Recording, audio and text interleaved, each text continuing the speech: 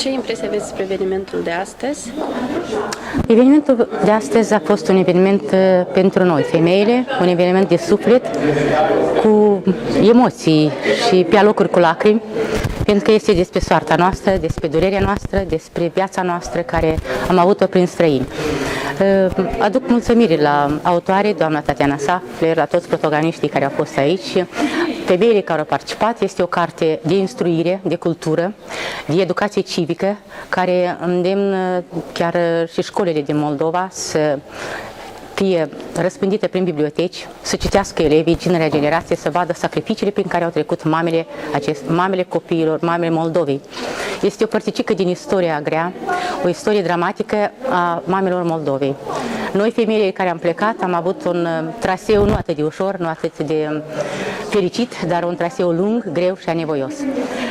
La acest capitol despre migrație sunt mulți autori care scriu, care povestesc, lămuresc lucrurile astea, dar aici este o diferență că sunt persoanele reale care scriu, povestesc, vorbesc despre experiența trecută și despre tot ce au trăit.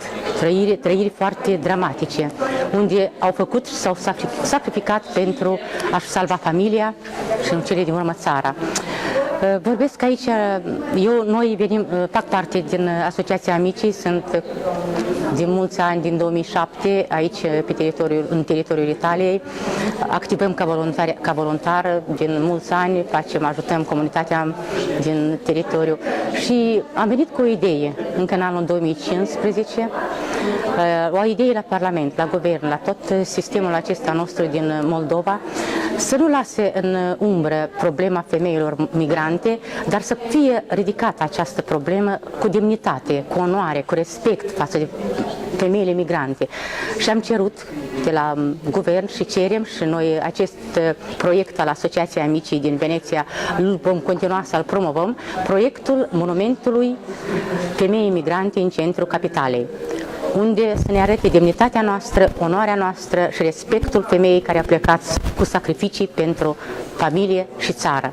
În afară de toate drepturile care ne înșează în fața legii, să avem și contribuții și pensii, să fim recunoscuți ca oameni care au ajutat și au pus umărul la crearea fondului bugetar al țării, noi vrem și acest simbol al demnității femeii Moldovei. Și îl vom continua acest proiect în continuare.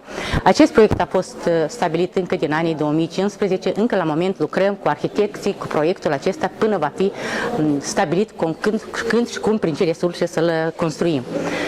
Vreau să aduc aici și încă o pagină foarte importantă. Recent a ieșit acum un roman tot despre migranți, autor Iurie Pojoncă, unde este un roman dramatic, trăit pe persoane proprii vii care povestesc soarta celor migranți, celor plecați de acasă.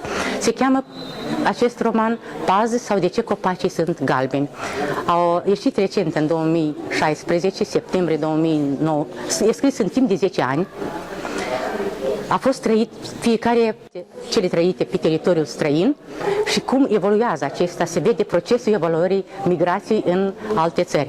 Cum pleacă, este chiar un proces al emigrației, să spunem, din Republica Moldova.